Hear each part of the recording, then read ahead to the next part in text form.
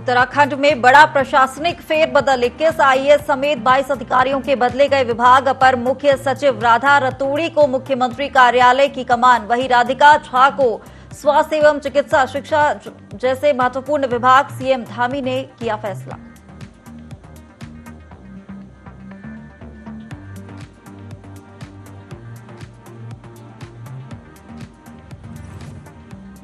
उत्तराखंड विधानसभा अध्यक्ष रितु खंडू की भूषण ने की अधिकारियों के साथ बैठक। कौशल विकास मंत्री सौरभ बहुगुणा भी बैठक में रहे मौजूद। विभाग के कामों की हुई समीक्षा। बैठक में बोले विधानसभा अध्यक्ष, ऐसी योजनाएं बनाए जिनसे युवाओं को मिले लाभ।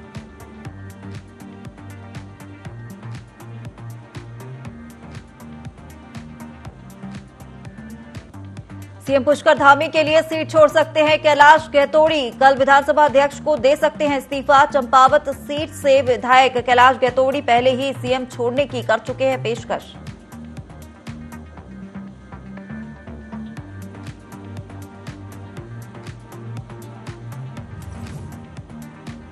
उत्तराखंड में एक बार फिर बढ़ सकते हैं बिजली के दाम। विद्युत नियामक आयोग की ओर से बढ़ी दरों से यूपीसीएल नाखुश। बिजली दर बढ़ाने की अपील दायर करेगा यूपीसीएल।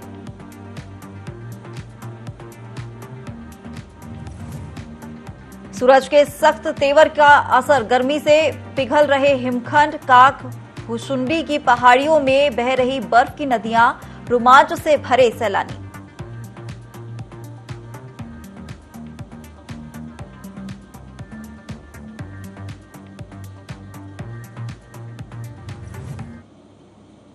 नमस्कार, बहुत स्वागत है आपका IND 24 में। मैं हूं आपके साथ हिमांशा मेहता। बुलेटिन की शुरुआत करेंगे बड़ी खबर के साथ, जहां उत्तराखंड में बड़ा प्रशासनिक फेरबदल हुआ है। 21 आईएएस समेत 22 अधिकारियों के विभाग बदले गए हैं। अपर मुख्य सचिव राधा रतूड़ी को मुख्यमंत्री कार्यालय की कमान सौंपी गई है। राधिका झा को स्वास्थ्य एवं चिकित्सा शिक्षा जैसे महत्वपूर्ण विभाग दिए गए हैं। आनंद वर्धन को राजस्व, ग्राम विकास, शहरी विकास एवं आवास की जिम्मेदारी सौंपी गई है। राधिका झा को स्वास्थ्य एवं चिकित्सा शिक्षा का दायित्व सौंपा गया।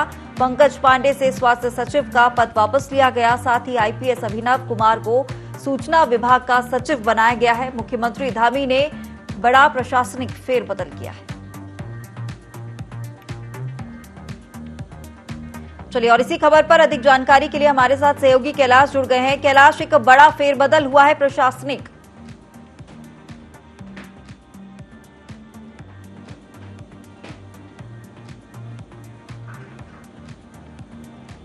चलिए, तो उत्तराखंड में एक बड़ा प्रशासनिक फेरबदल हुआ है।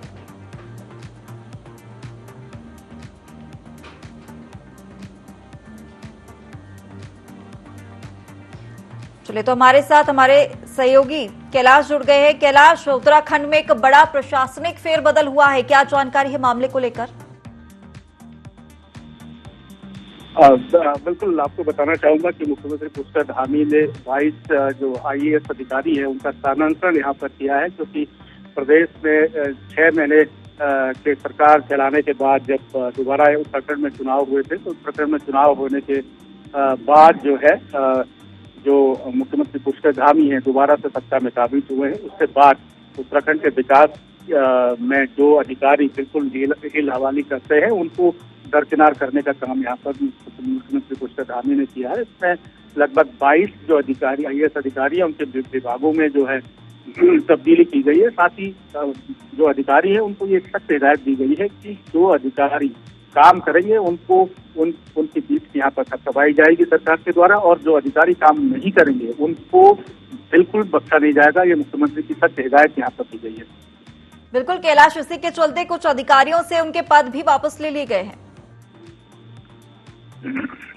देखिए, अगर हम बात करें अधिकारियों के पदों की, तो अधिकारियों के पद वापस नहीं लिए गए हैं। जहाँ की जो अमूलतः जो अधिकारी है उनके जो डिपार्टमेंट है उनमें बदलाव यहाँ पर देखने को मिला है, क्योंकि जैसे अगर हम राधा रतूड़ी की बात करें तो महिला आईएएस अधिकारी है, उनको मुख्यमंत्री के सचिव के साथ साथ गृह विभाग का जिम्मा यहाँ पर दिया गया है।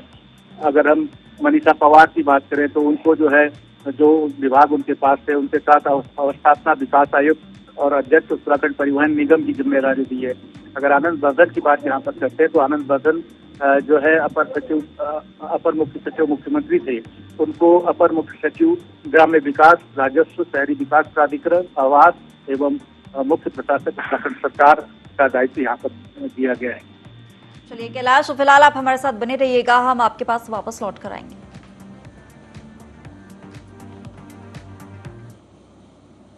चलिए और अगली खबर देहरादून से, जहां सीएम पुष्कर धामी के लिए सीट छोड़ सकते हैं कैलाश गहतोड़ी। चंपावत सीट से विधायक है कैलाश गहतोड़ी, वहीं कल गहतोड़ी सौंप सकते हैं विधानसभा अध्यक्ष को इस्तीफा, और गहतोड़ी पहले ही सीएम के लिए सीट छोड़ने की पेशकश भी कर चुके हैं। आपको बता दें कि धामी का चंपावत सीट से उपचुनाव लड़ने का रास्ता भी साफ हो जाएगा। तो ये खबर सूत्रों के हवाले से मिल रही है और वहीं अधिक जानकारी के लिए हमारे साथ सहयोगी कैलाश लगातार जुड़े हुए हैं। कैलाश, सीएम पुष्कर धामी के लिए कैलाश गहतोड़ी सीट छोड़ सकते हैं, क्या कुछ जानकारी है पूरे मामले को लेकर? बिल्कुल, अब बताना चाहेंगे कि मुख्यमंत्री पुष्कर धामी के लिए जो सीट छोड़ने की बात कही है, ये कैलाश गहतोड़ी है, चंपावत विधानसभा सीट से विधायक है, भारतीय जनता पार्टी के विधायक है। जहां तक हमारी जानकारी है, हमारे सूत्र बता रहे हैं कि कल जो है विधानसभा अध्यक्ष को कैलाश गहतोड़ी अपना जो है इस्तीफा सौंप सकते हैं। बहरहाल अगर हम बात करें कि जब चुनाव हुआ था, 2022 का चुनाव हुआ था, उस पर मुख्यमंत्री पुष्कर धामी खटीमा से चुनाव हार गए थे। वहां पर कांग्रेस का जो प्रत्याशी था पवन कापड़ी, उन्होंने जीत हासिल करी थी। अगर हम बात करें मुख्यमंत्री की, तो मुख्यमंत्री पुष्कर धामी के लिए अपनी सीट जो छोड़ने की घोषणा की है, वो चंपावत से विधायक है कैलाश गहतोड़ी।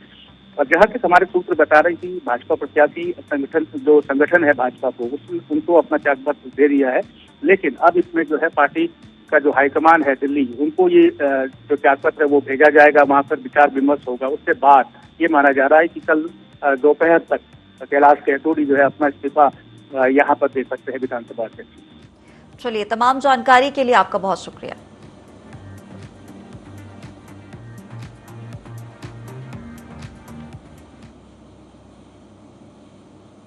चलिए खबरों में आगे बढ़ेंगे। केंद्रीय रक्षा मंत्री राजनाथ सिंह ने चुनाव के दौरान सीएम धामी के लिए कहा था कि वो न केवल मजबूत बल्लेबाज हैं बल्कि खतरनाक बॉलर भी हैं, और ये बात अब सच साबित होती हुई दिख रही है। चुनाव में सबके छक्के छुड़ाने के बाद धामी समझदार कप्तान की तरह अपने विजन को लेकर आगे बढ़ रहे हैं, और इसी कड़ी में सीएम धामी ने नौकरशाही में बहुप्रतीक्षित बदलाव किए हैं। इसे लेकर सीएम ने कहा कि जो ईमानदार है उन्हें टीम में जगह दी गई है। साथ ही गड़बड़ी करने वाले अधिकारियों की नकेल कसकर जनता में जबरदस्त मैसेज दिया गया है।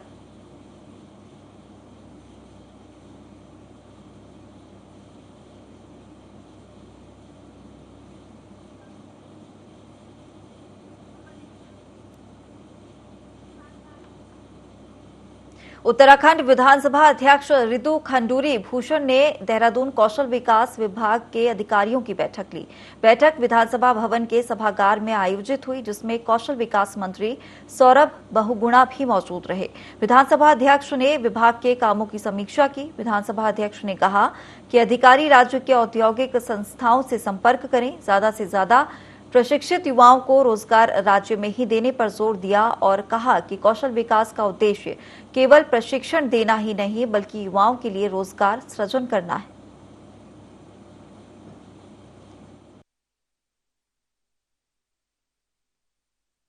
आदरणीय माननीय मंत्री जी थे, वो भी आज इस बैठक में आए और कोशिश की जानने की कि स्किल में उत्तराखंड में किस तरह का कार्य हो रहा है और इसको हम किस तरह से और सुदृढ़ कर सकते हैं।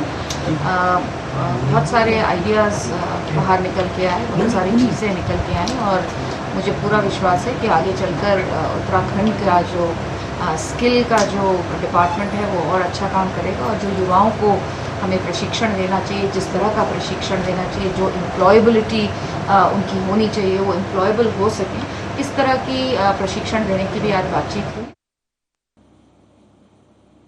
उत्तराखंड के कैबिनेट मंत्री सौरभ बहुगुणा निजी दौरे पर पर्यटन नगरी मसूरी पहुंचे, जहां कैबिनेट मंत्री ने पत्रकारों से बातचीत में प्रदेश की चीनी मिलों को अति आधुनिक बनाए जाने की बात कही।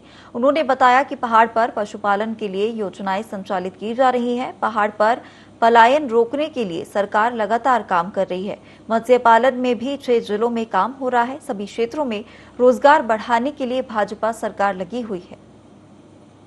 सबसे बड़ी समस्या जो पहाड़ों में है वो पलायन को लेके है, और जो समस्या सबसे बड़ी हमारे सामने आई है वो ये है कि जो हमारा युवा है वो दुग्ध पालन में बहुत ज़्यादा इंटरेस्ट नहीं दिखा रहा है, क्योंकि अगर आज हम किसी भी पढ़े लिखे युवा को ये कहेंगे कि आप गाय का दूध जाके दोइए तो ऑब्वियसली वो इंटरेस्ट नहीं होगा। तो हमने एक प्लान बनाया है कि हम ऑटोमेटेड स्मॉल यूनिट्स के द्वारा हम अपने युवाओं को आकर्षित कर सकें। जो सारी चीनी मिलें हैं उनको हम कहीं ना कहीं थोड़ा सा सपोर्ट कर सकें और उनको मॉडर्नाइजेशन की ओर ले जा सकें। तो वो हमारी प्राथमिकता है कि मॉडर्नाइजेशन की ओर चीनी मिलों को ले जाएं। ये कहना कि सितार आज की चीनी मिल में जो विभाग के गन्ना किसान हैं वो बहुत ही त्रस्त हैं, ये गलत इसलिए कहेंगे क्योंकि पिछले 5 साल में भारतीय जनता पार्टी की सरकार ने चीनी मिल में चीनी गन्ना किसानों का और जो पेमेंट है गन्ना किसानों का वो लगभग टाइम पे किया। आजादी का अमृत महोत्सव कार्यक्रम अंतर्गत बीजेपी ने कर्णप्रयाग के नगरपालिका संभागार में कार्यक्रम आयोजित किया। इस दौरान शहीद सैनिकों के परिजनों को सम्मानित किया गया और उनके शहीदों के बलिदान को याद किया गया। कार्यक्रम में शहीद सैनिकों के परिजनों को स्मृति चिन्ह भेंट कर सम्मानित किया गया। कार्यक्रम के दौरान अनुसूचित जाति मोर्चा के जिलाध्यक्ष गणेश शाह ने कहा कि देश के खातिर हमारे अनेक वीर जाबाजों ने अपनी जान की कुर्बानी दी है, उनके बलिदान को कभी भुलाया नहीं जा सकता।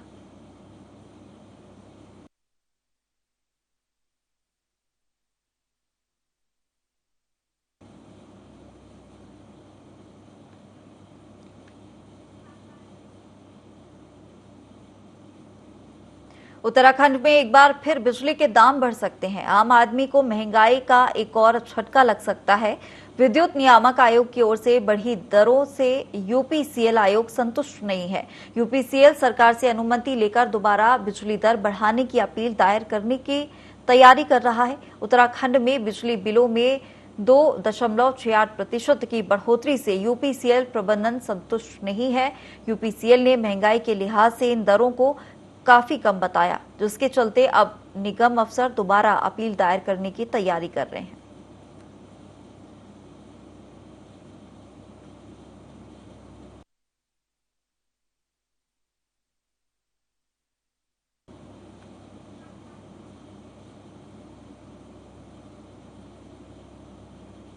चलिए खबरों में आगे बढ़ेंगे। हनुमान जयंती के दिन हुए पथराव का मामला गंभीर होता जा रहा है। हिंदू संगठन के लोगों ने भगवानपुर टोल प्लाजा पर एकत्रित होकर विधायक ममता राकेश का पुतला फूका और इस दौरान पुलिस प्रशासन पर निष्पक्ष कार्रवाई न करने के भी आरोप लगाए। संगठन के लोगों ने ममता राकेश और कांग्रेस के खिलाफ नारेबाजी की और विधायक का पुतला फूका। इस मौके पर भारी पुलिस बल भी तैनात रहा।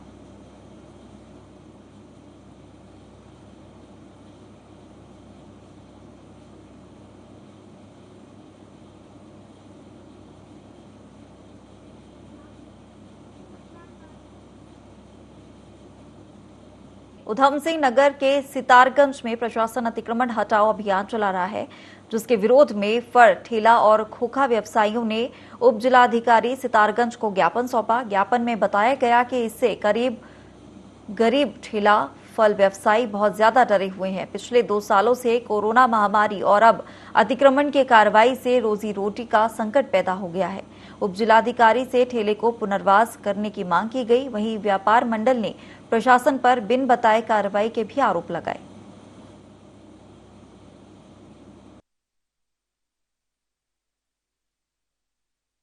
हमारा है, इसको नई बस्ती दी जाए, कुछ भी नई जगह दी जाए।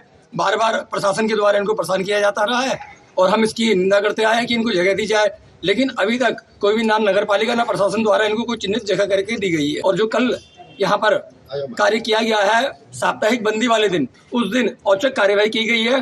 बिना व्यापार मंडल को भरोसे में लिखी ये कार्यवाही की गई है, जिसकी व्यापार मंडल घोर निंदा करता है। हमारे सभी पदाधिकारी व्यापार मंडल के अन्य स्थानों पर गए हुए थे, हमारे पीछे से ही कार्यवाही की गई और बाजार में इसका बहुत गलत संदेश किया है। और मैं इनसे ये मांग करता हूँ कि इनको निश्चित ठिकाना दिया जाए, जल्दी से जल्दी इन्हें बताया जाए। प्रशासन ने अतिक्रमण अभियान चलाया और जो छोटे व्यवसायी हैं उनको अब डर है, उनको अब जो है अपनी रोजी का संकट आ चुका है कि वो कल के दिन पूरा, क्योंकि उनके परिवार के लोग उसी पे निर्भर हैं और उनके पास कोई और रोजगार की व्यवस्था है नहीं। तो हम माननीय उप जिलाधिकारी महोदय सितारगंज से एक ज्ञापन लेके आए थे कि जो प्रशासन की कार्रवाई हो रही है अतिक्रमण के खिलाफ, जब तक वेंडिंग जोन की व्यवस्था नहीं होती है तब तक छोटे व्यवसायियों को पूर्व की भांति उनको व्यवसाय करने की एक रिक्वेस्ट करने हम लोग आए थे। नैनीताल में खाद्य नागरिक आपूर्ति और उपभोक्ता विभाग गेहूं के उठान में देरी कर रहा है। विभाग ने अभी तक 2000 क्विंटल गेहूं का उठान तक नहीं किया। भारतीय खाद्य निगम FSCI ने 25 अप्रैल तक गेहूं का उठान नहीं होने पर आवंटन रद्द कर दिया। साथ ही आपको बता दें कि राज्य में गेहूं का उत्पादन जरूरत से कम होने के चलते सरकार को FCI से हर महीने राशन का उठान करना होता है और समय सीमा में गोदामों से उठान न होने पर FCI कोटे को रद्द कर देता है। FCI ने 25 अप्रैल तक की समय सीमा तय की है और खाद्यान्न विभाग को चेताया है। वहीं वरिष्ठ विपणन अधिकारी कृष्ण कुमार ने समय रहते गेहूं का उठान कर लेने की बात कही है।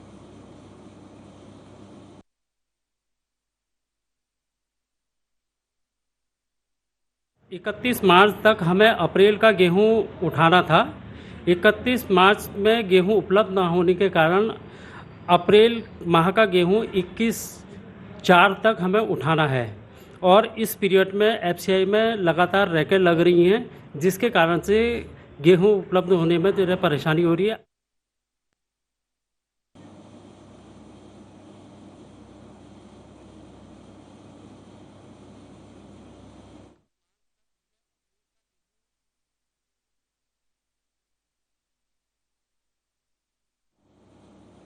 चमोली जनपद में खेतीहर किसान खेती छोड़ पलायन ना करें, इसके लिए नई मुहिम की शुरुआत हुई। बद्रीनाथ वन विभाग के प्रभागीय वन क्षेत्राधिकारी सर्वेश दुबे ने ये मुहिम शुरू की, जिसमें वन विभाग ने नजीबाबाद से बंदर पकड़ने के लिए टीम बुलाई, जो जनपद के अलग अलग हिस्सों में बंदर पकड़ने का काम कर रही है। वहीं खेती को जंगली सुअर से बचाने के लिए बंदूकधारी सेवानिवृत्त सैनिकों का रजिस्ट्रेशन भी कराया जा रहा है और इस पर पूर्व सैनिकों को अलग से मानदेय देने पर भी विचार किया जाएगा।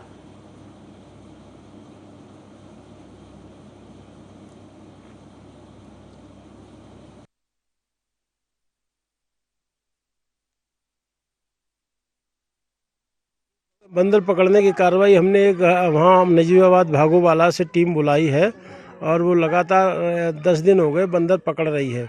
2 बार 75, एक बार 76 बंदर हम हरिद्वार उन्हें चुड़ियापुर में रेस्क्यू सेंटर छोड़ आए हैं और अभी भी आज भी 76 बंदर हमने भेजे हैं और लगातार उत्पाती बंदरों को पकड़ने के लिए हमारे प्रयास जारी है। और सुअरों के लिए भी हमने कुछ फौजी लोगों का रजिस्टर किया है अपने यहाँ कि वो मार सकते हैं और प्रधान जी अगर हमें रिपोर्ट करते हैं कि साहब वो हमारे यहाँ नुकसान कर रहे हैं तो हम उन्हें 1 महीने की परमिशन दे देंगे और जो रजिस्टर्ड फौजी लोग हैं वो मारेंगे हम उन्हें कुछ मानदेय भी। उधम सिंह नगर जिले के सितारगंज के सामुदायिक स्वास्थ्य केंद्र में खड़े यूकेलिप्टस के पेड़ों की बोली लगी है, जिसमें स्थानीय लकड़ी कारोबारियों के अलावा अलग अलग शहरों से भी कारोबारी पहुंचे। बोली में लगभग 100 लोग शामिल हुए। पेड़ों की बोली 1 लाख से शुरू होकर 6 लाख तक पहुंची। आखिरी बोली रामपुर के शोएब एंड कंपनी को लगाई। डॉक्टर राजेश आर्या ने बताया कि यूकेलिप्टस के पेड़ों की बोली 6,01,000 पर आकर रुकी। पूरी शर्तों के साथ इसे शोएब एंड कंपनी को सौंपा गया।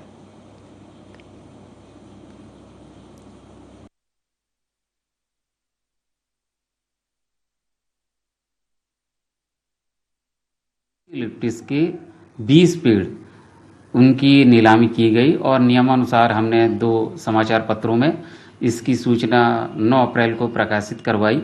उसी क्रम में विभिन्न क्षेत्रों से हमारे पास बोली बोलने वाले आए और नियमानुसार उन्होंने इसमें भाग लिया। तो इस प्रकार से सारी नियम और शर्तों के साथ इन यूकेलिप्टस की पेड़ों की नीलामी की गई है। चूँकि ये सारा निर्णय जनहित में लिया गया है, हमारा जो सामुदायिक स्वास्थ्य केंद्र है इस समय निर्माणाधीन है और निकट भविष्य में कहीं कोई अप्रिय घटना ना हो जाए उसको ध्यान में रखते हुए इन पेड़ों की नीलामी करवाना नितांत आवश्यक।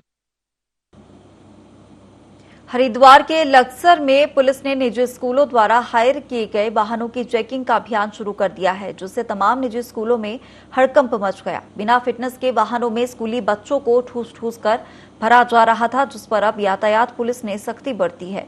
प्रशासन ने कई बार निजी स्कूलों के साथ मीटिंग कर स्कूली वाहनों की फिटनेस के दिशा निर्देश भी दिए, लेकिन इसका कोई असर नहीं दिखा। लगातार मिल रही शिकायतों के बाद लक्सर में ARTO कुलवंत कुमार ने सड़क पर चेकिंग अभियान चलाया। कार्रवाई को देखते हुए अधिकतर बसें स्कूल परिसर में ही खड़ी रहीं। वहीं 3 स्कूली बस और एक अन्य वाहन के खिलाफ कार्रवाई हुई है।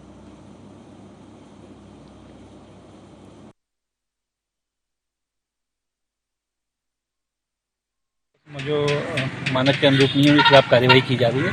तो उसमें अभी तक 4 स्कूल बसों के चालान हो चुके हैं, जिनमें एक स्कूल बस बंद की गई है।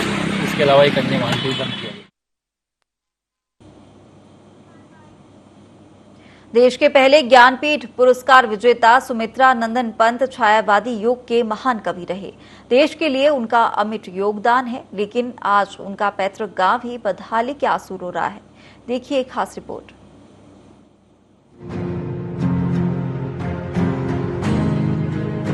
सोमेश्वर तहसील की इन खूबसूरत वादियों में एक प्यारा सा गांव है, जिसका नाम सियून राकोट गांव है। 20 मई 1900 में कवि सुमित्रा नंदन पंत का यहाँ जन्म हुआ था। जन्म के 6 घंटे बाद ही उनकी मां का देहांत हो गया था, जिसके बाद इसी घर में उनकी दादी ने उनका पालन पोषण किया। पंत की प्रारंभिक शिक्षा कोसानी से हुई और बाद में वाराणसी चले गए। पंत हिंदी साहित्य में छायावादी युग के 4 स्तंभों में एक हैं। वो नए युग के प्रवर्तक के रूप में आधुनिक हिंदी साहित्य में उदित हुए, लेकिन उनके गांव के रहवासी आज मूलभूत सुविधाओं के लिए तरस रहे हैं। बहुत बड़े कवि सुमित्रा नंदन पंत का जन्म हुआ है, लेकिन वो अब हमारे बीच नहीं है। इतने बड़े कवि होने के बावजूद भी गांव के लिए कुछ नहीं किया है। इस गांव में बहुत परेशानियां हैं सर। बीमार हो जाते हैं तो रात आधी रात कहाँ ले जाएं करके समस्या हो जाती है।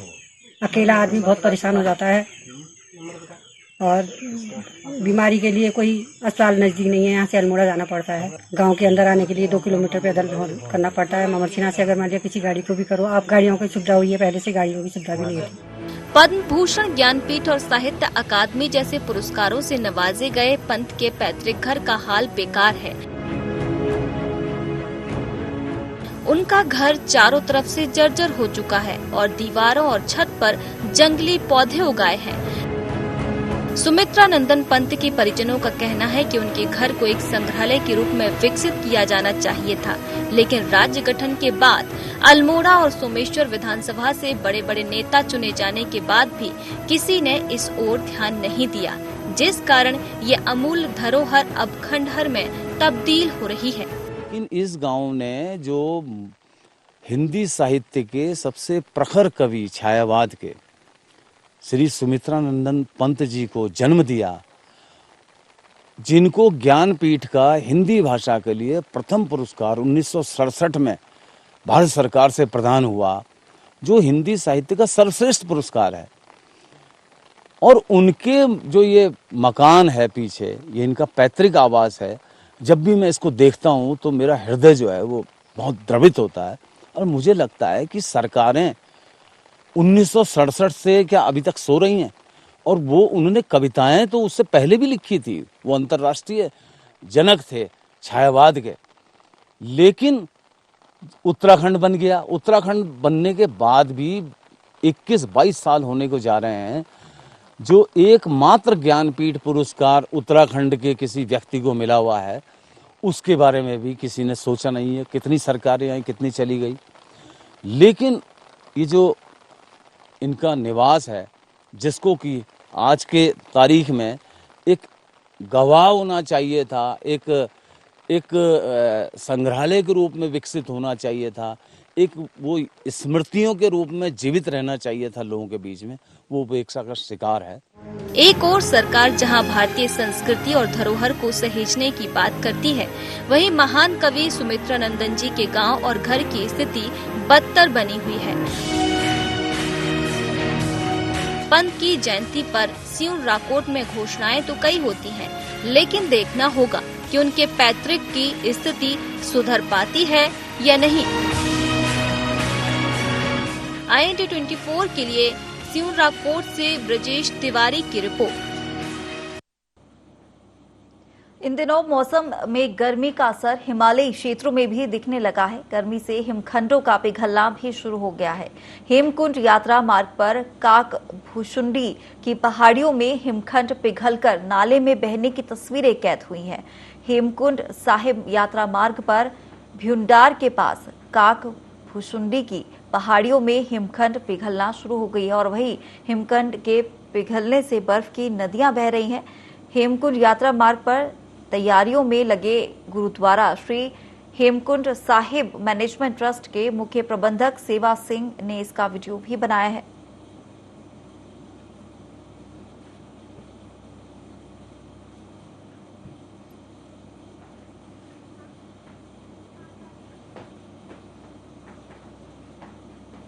चलिए और इस बुलेटिन में फिलहाल इतना ही। आप बने रहिए IND 24 के साथ।